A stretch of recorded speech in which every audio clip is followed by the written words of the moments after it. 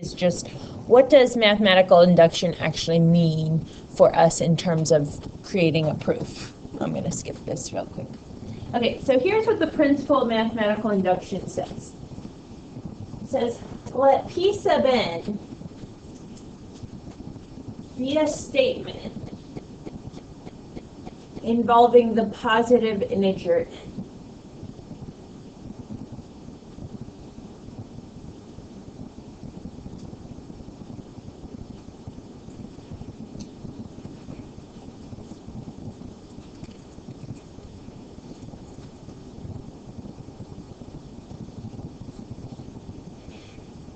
If P sub 1 is true, so think about in terms of sequence notation, the first term is true. And for every positive integer k, so what that's saying is you had an integer n, and now we're going to substitute in actual integers, but now we're going to call them k's. So I put in 1, and I have step 1, P sub 1 is true. I would put in 2 for n, that would be k equals 2, 3, 4, 5, so on. Okay. For every positive integer k, the truth of P sub k implies the truth of P sub k plus 1.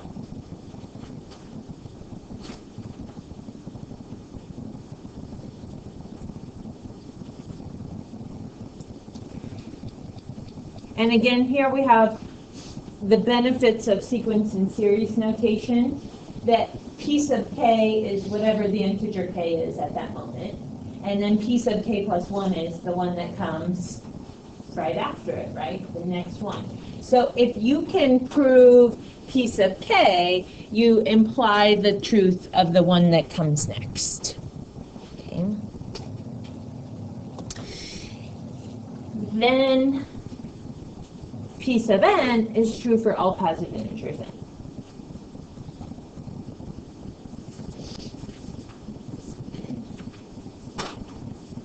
And again, for some of us, kind of looking at this, we're thinking, what? Okay. What we're going to do, mathematical induction, is it begins at the beginning. Okay, so it starts at the very beginning, P sub 1. Show that it's true. Okay. Then use k to show that P sub k implies P sub k plus 1 is also true. And by doing that, you'll have proven it true in all cases. So therefore, you can go back and say your P sub n statement is also true. This is called the domino effect. So have you guys ever stacked up dominoes in a line and then you tap one and they all fall? That's basically what this is describing. Okay? We're going to stack up truths, and if we can prove the first one implies the next one, then that will imply all the others, and all the other truths will fall, and we'll have shown it in all cases. Okay. So just really quickly, that is called domino effect. Whenever people talk about mathematical induction, they also talk about this domino effect so that you can kind of get a visual for what this proof looks like.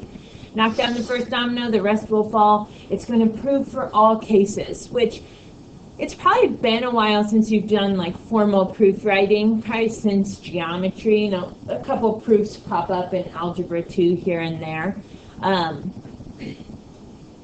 But the key piece and the questions that I skipped were questions like, how do you know when you've proven something?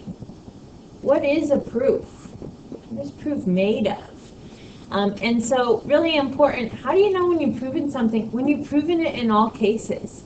So we had examples in geometry where we could say, we suppose this is true, we would make a conjecture, and there were ways to prove that the conjecture was wrong, like if you could give a counterexample. Okay. But also just giving like 2 examples that work isn't enough. You have to prove it in all cases. So that's what mathematical induction allows us to do.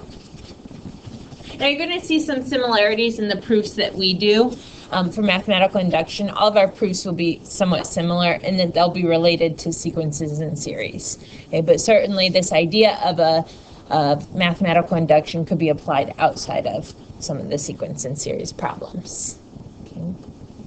Okay, so today we're not actually going to do the proof writing. Today I'm going to set you up with how do you find the statement p sub k plus 1 if you are given the statement p sub k? Because this is like probably one of the most important parts of our proof writing tomorrow, is we have to know what it is we're looking for at the end of our work.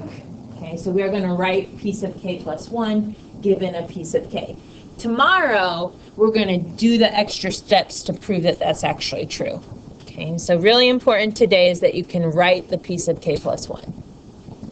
So write this down as an example. You're going to have, I think, 5 or 6 problems for homework tonight, and you're required to do all of them.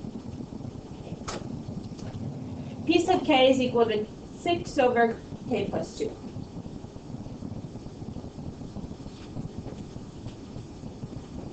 In order for us tomorrow to be able to make our proof and to say that this implies the next and therefore all the dominoes fall, we have to know what the next is so that we can show that it actually is implying that. So we're going to need to do p sub k plus 1. How do you suppose I might get p sub k plus 1? What were you going to say, Austin?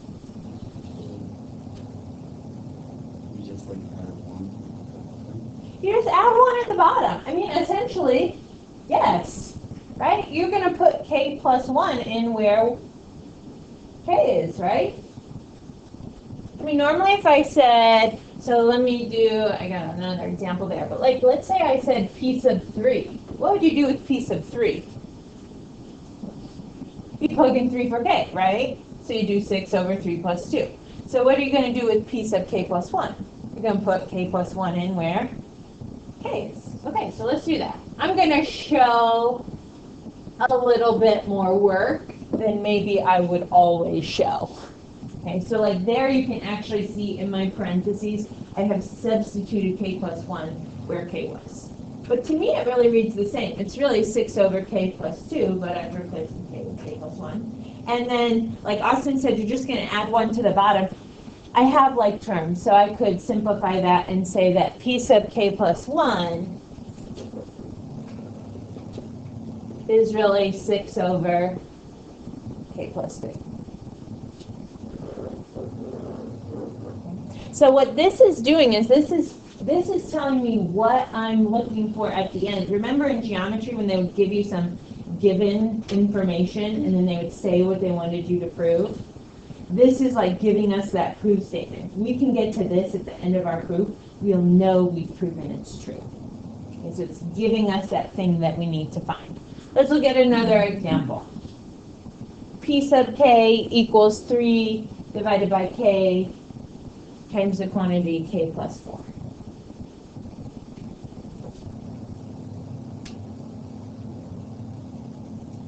What would be different about this problem?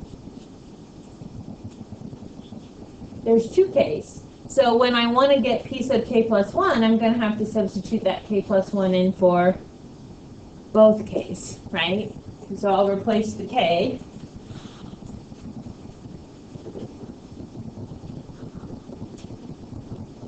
with k plus 1. And then again, maybe I'll show a little bit more work. Replace the next k with k plus 1. Plus 4. I'm using that parentheses around k plus 1 in that other group of parentheses to show like that's my substitution.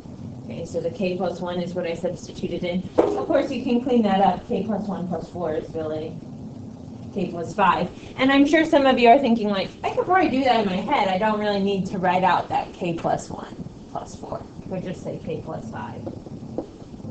And I think that's okay. I think that's good that you could do that as a step without the word. Okay, so again, this is providing us what we want to see at the end of our proof. If we can get to a statement that says the k plus 1 term is 3 over k plus 1, k plus 5, we'll have proven what we want. You certainly could distribute. So you could write that out as k squared plus 6k plus 5, right? I will say this, you do not have to.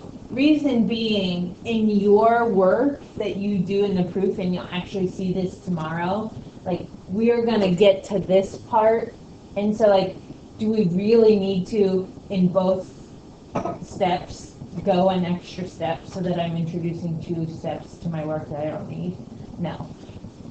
I'm okay with you leaving it as this. And I actually prefer to see it like this because then you actually see the k plus 1s, right? You see that it is the next term. And notice like here, we didn't have k squared plus 4k. I mean, we could, but then it's just a little bit harder to see that. It's a good question. Any other questions? Could you please write out the piece of k plus 1 term? And I think Jesus' question will be a timely question or timely answer for this. Will you need to expand? No. You really just are substituting it in. Clean it up in terms of combining like terms, but you don't have to multiply. If you can get the correct k plus 1 term.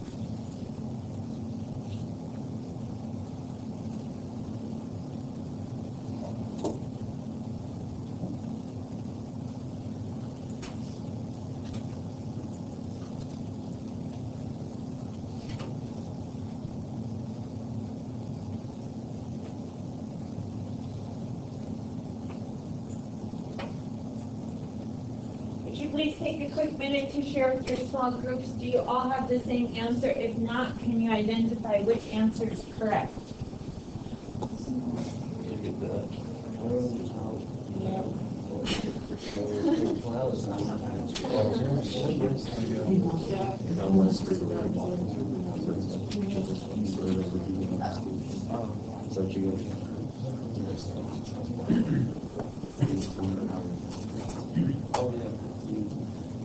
Does it look something like this? K plus 1 quantity squared over k minus 2. This time you got a plus 1 and a minus 3, so negative 2. Notice again, going back to Jesus' question, do we have to do k plus 1 times k plus 1? No, because what we're going to see in our work, in our actual proof, is we're going to get to this more simplified version first. Can you find the piece of k plus 1 term here? No, it's like a lot of k's, right?